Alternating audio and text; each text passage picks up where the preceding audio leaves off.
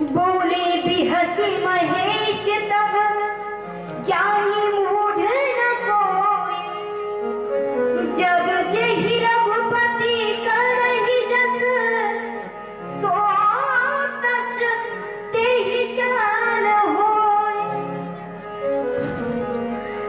राम की चाहि सोई होय।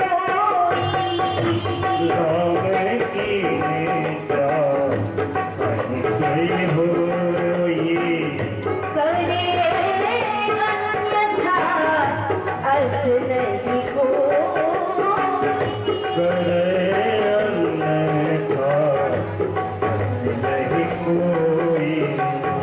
राम की चाहि सोई होय।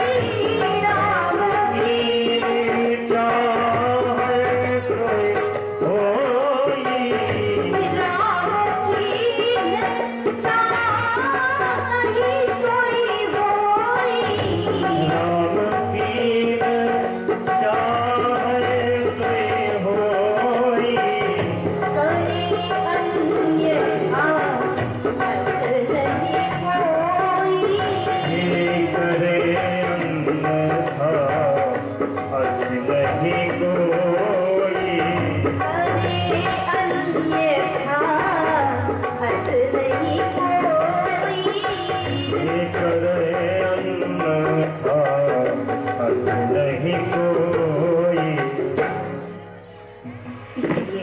भागवत कहती है कि अपराध तो बहुतों से होते हैं, परीक्षित से भी हुआ। उन जैसे धर्म को जीवंत करने वाले और धर्म की रक्षा के लिए तत्पर रहने वाले परीक्षित जैसे सम्राट से भी भूल हो गई, उनसे भी पाप हो गया और उन्हें भी श्राप मिला। लेकिन श्राप मिला तो परीक्षित मौत को टालने के उपाय पूछ सकते थे। संतों के चरणों में जाकर माथा झुका करके परीक्षित पूछ सकते थे कि मेरी लंबी उम्र कैसे हो। महाराज मैं मरना नहीं चाहता, कैसे आप मुझे जीवन दान दीजिए। लेकिन नहीं, परीक्षित ने ऐसा नहीं कहा। मृत्यु को टालने के उपाय नहीं किए उन्होंने, बल्कि मृत्यु को सुंदर परमात्मा में बनाने के उपाय किए। संतों के चरणों में बैठकर ये नहीं कहा कि मेरी मौत ना हो, मैं कभी मरूं ही नहीं, ऐसा नहीं कहते, बल्कि हाथ जोड़कर ये कहते हैं कि भगवान मरना तो है, लेकिन उस मृत्यु को कैसे शुभमय बना पाऊं, कैसे सुंदर बना पाऊं।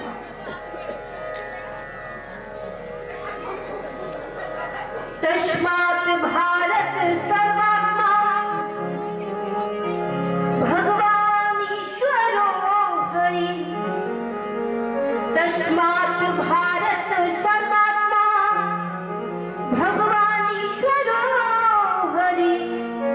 श्रोतव्यः कीर्तितव्यश्च स्मर्तव्यश्चेच्छतामयम्।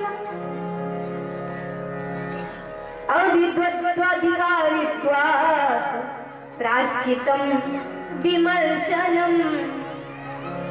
पाप के लिए जिन्होंने प्रायश्चित किया है, उन्होंने परीक्षित की तरह अपनी मृत्यु को भी शुभमय बना दिया।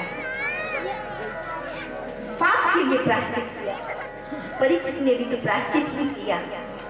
हाथ जोड़कर संतों के चरणों में बैठ गया है और संतों के चरणों में बैठकर कहते हैं कैसे इन 7 दिन के जीवन को और अपनी मृत्यु को सफल बना लिया। और तब श्री सुखदेव जी महाराज ने कहा, परीक्षित तस्मात् भारत सर्वात्मा भगवान ईश्वरो हरि। हे परीक्षित, श्रोतव्य है कीर्तितव्यश्च स्मर्तव्यश्चेच्छतामयम्। अभय भाव से भगवान का, उनकी कथा का श्रवण करो, कीर्तन करो, उनका स्मरण करो। यही संदेश दिया श्री सुखदेव जी महाराज ने परीक्षित। प्रभु के श्रवण कीर्तन और स्मरण से जुड़ो।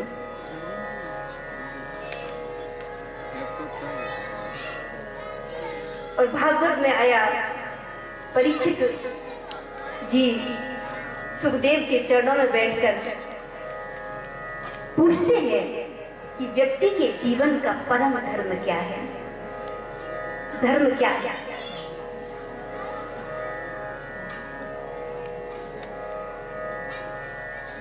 हमारे आपके जीवन में भी ये प्रश्न आता है कि आखिर धर्म है क्या, धर्म किसे कहते हैं।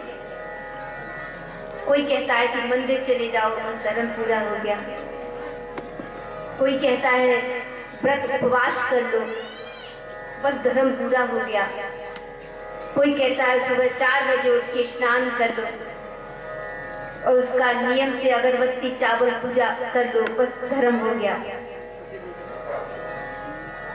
कोई कहता है 108 माला भगवान के नाम की जप लो धर्म पूरा हो गया। कोई कहता है कि तीर्थ में जाकर के प्रभु की संतों की तपस्थली की 108 1008 परिक्रमा लगा लो बस धर्म पूरा हो गया। तो आखिर में धर्म है क्या और धर्म की परिपूर्णता किसमें है।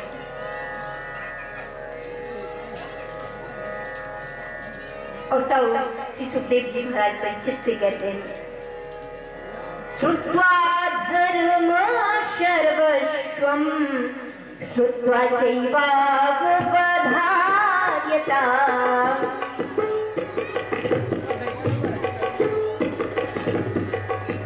श्रुत्वा धर्म सर्वस्वम श्रुत्वा चैवावधार्यता।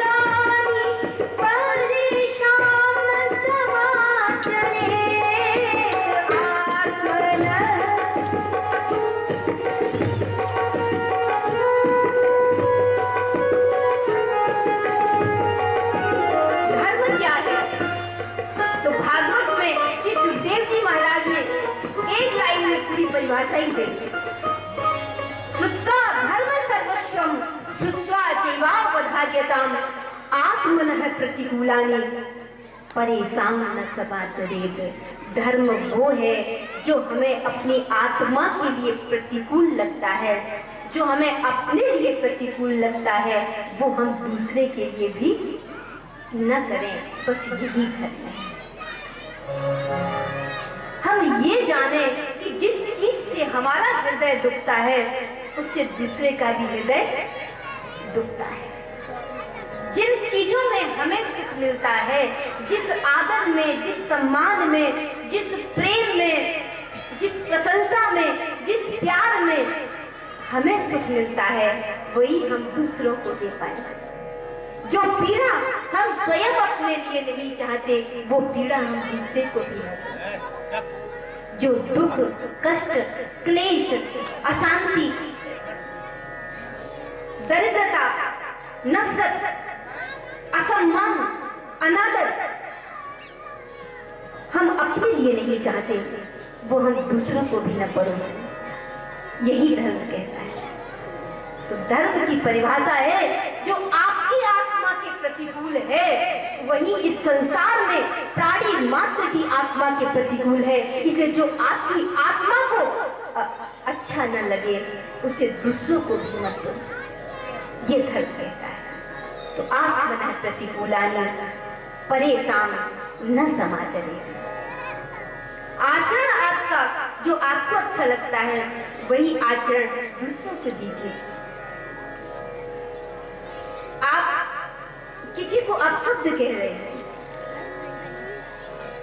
आप किसी को बुरा भला कह रहे हैं, आप किसी के प्रति जो शब्द कह रहे हैं, आप उनको परोसने से पहले खुद चख के देखिए। शब्दों में भी तो स्वाद होता है क्या? उस शब्दों में भी स्वाद होता है। जो शब्द अपने लिए अच्छे नहीं लग रहे, कोई नालायक कह दे, कोई मूर्ख कह दे, कोई कुछ बुरा भला कह दे तो हमें अच्छा नहीं लगता। हमसे कोई मूर्ख कह दे तो हमें अच्छा नहीं लगता, और हम किसी से मूर्ख कह दे तो हमें अच्छा लगता है। कोई हमसे जो कह रहा है तो शब्दों को परोसने से पहले खुद चख के उनका स्वाद समझिए, तब उन्हें परोसिए। अगर आपको वो मीठे लग रहे हैं तो सामने वाले को भी मीठे लगेंगे। वो व्यवहार जो आप दूसरों से चाहते हैं और उस जिस व्यवहार में आपको मिठास महसूस होती है, वही व्यवहार दूसरों को भी कीजिए। जो आचरण आप दूसरों से अपने लिए चाहते हैं, इच्छाएं रखते हैं, वही आचरण अपना भी दूसरों के प्रति रखिए। यही धर्म है। हम सोचते हैं ना कि ये धर्म वो धर्म, व्रत कर लिया, उपवास कर लिया, ये सब व्रथा नहीं है। व्यासपीठ पर बैठकर ये कहने का मेरा मतलब ये नहीं कि आपके नियम, आपके व्रत, आपकी परिक्रमाएं, आपका मंदिर जाना या ये सब प्रथाएं नहीं, इनकी भी मान्यता है। ये भी श्रेष्ठ बातें हैं, श्रेष्ठ चीजें हैं, लेकिन धर्म का जो प्राण है वो यही है कि जो तुम्हारी आत्मा को प्रिय कर रही है उसे दूसरों की आत्मा को मत डालिए। श्रीमद् भागवत में सुखदेव जी महाराज ने परीक्षित के सामने इस जगत के विधान का वर्णन किया। व्यक्ति के जीवन में जो संसार में जीव आता है तो वो दुनिया में अहंकार, मैंने कल भी कहा था, अभिमान उसे घेर लेता है, माया उसे घेर लेती है,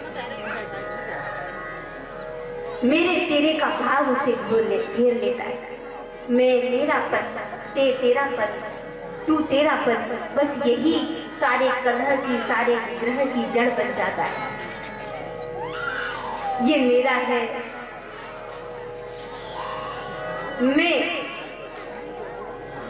मैं ही सारे झगड़े को बढ़ावा देता है। तो लोगों का मैं जो है ना वो नहीं मिलता। किसी ने कितनी सुंदर बात कही, आग तो लग गई इस घर को, दुनिया में सब मिट जाए, लोग नहीं, काम मिट जाए, क्रोध मिट जाए, लोभ मिट जाए, मोह मिट जाए, लेकिन अभिमान पकड़ के रखता है। अभिमान को नहीं छोड़ता, अहंकार को नहीं छोड़ता। कामनाएं भी विसर्जित हो जाती है, क्रोध भी शांत हो जाता है, शायद लोभ की भी पूर्णता की जा सकती है, मोह भी मिट सकता है, लेकिन संतों ने कहा अहंकार नहीं मिटता, मैं उसको घेरे रहता है व्यक्ति को, और ये मैं ही उसको इस माया के चक्कर लगवाता है। ये अहंकार ही उसे घेर घेर करके लाता है। वो कहते ना सब छोड़ा लेकिन मैं नहीं गया। सब छोड़ दिया, घर छोड़ दिया, द्वार छोड़ दिया, मकान छोड़ दिया, नाते संबंध छोड़ दिए, संसार छोड़ दिया, लेकिन मैं त्यागी हो गया। ये अहंकार बना ही रह जाता है। तो कहा आग तो लग गई इस घर को, बचा ही क्या है, किसी घर में आग लग जाए, बोले पलंग जल गए, सोफा सेट जल गया, सारा घर का धंधा ही जल गया, सारा घर का सामान ही जल गया, लेकिन घर का जो आदमी है वो बच जाए। तो वैसे ही आग तो लग गई इस घर को, बचा ही क्या है, बच गया मैं तो वो कह देगा, जला ही क्या है, बच गया मैं तो वो कह देगा, जला ही क्या है। सब जल गया, लेकिन एक मैं बच गया, तो मैं तो फिर नया कार, नई गाड़ी, नया मकान, नई दुकान, नया धंधा फिर सब शुरू कर दूंगा। तो अगर मैं को बचा लिया, अहंकार को बचा लिया, तो कितना ही काम को विसर्जित करते रहना, कितना ही क्रोध को शांत करने के लिए आप उपाय करते रहना, कितना ही लोभ को तिलांजलि देते रहना, कितना ही मोह से दूर रहने की कोशिश कर लेना, लेकिन अहंकार को एक बचा लिया तो अहंकार फिर घेरा खड़ा कर देगा। मैं और तोरते माया, यही बस कीने जीवन काया, जीवन काया, बस कीने जीवन काया। अहंकार अति दुखद डमरुआ रामायण कहती है।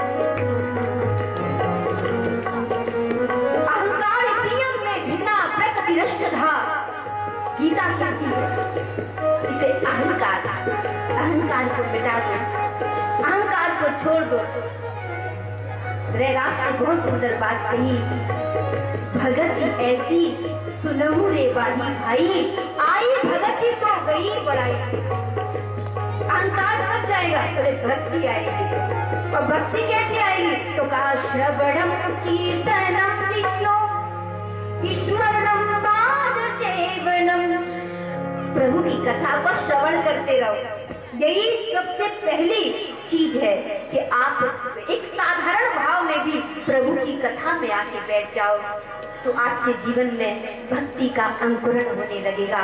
पहले तो वही श्रवण, यानी वो श्रवण की जलधार, कथा की जलधार आपके मन की गंदगी को साफ कर देगी, फिर उस भूमि को उर्वरा बनाएगी, और फिर जब संतों के द्वारा जब बीज डाले जाएंगे तो वो पुष्पित होंगे, पल्लवित होंगे, फलित होंगे।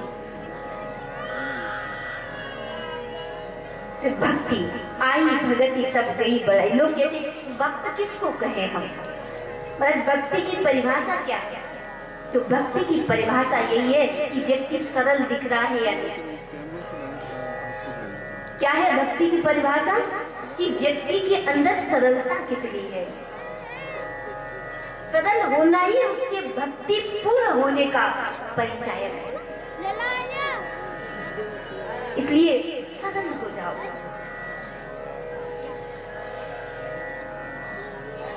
सुखदेव जी महाराज परीक्षित से कहते हैं, परीक्षित, इसलिए श्रोतव्यः कीर्तितव्यश्च स्मर्तव्यश्च चेक्षताव्यः। अहंकार को गिराना है। अहंकार को गिराने के लिए ही तो ब्रह्मा जी ने जब सृष्टि का निर्माण किया तो उन्होंने उसके पहले भगवान के चरणों में हाथ जोड़ करके यही कहा कि प्रभु आप मुझे भागवत का दान करिए। मैं भागवत को ग्रहण करना चाहता हूँ। मैं भागवत, चतुश्लोकी भागवत, तब भगवान ने ब्रह्मा जी को बताया।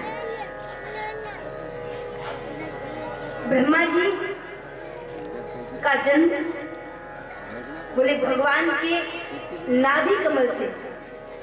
पहले तो परमात्मा अकेला था, लेकिन प्रभु के मन में आया कि मैं एक से अनेक बनूं।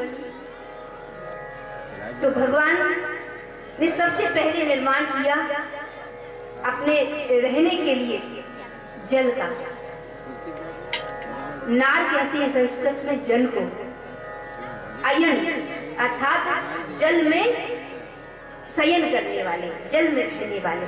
जल में प्रभु ने अपना स्थान बनाया। शेषनाग को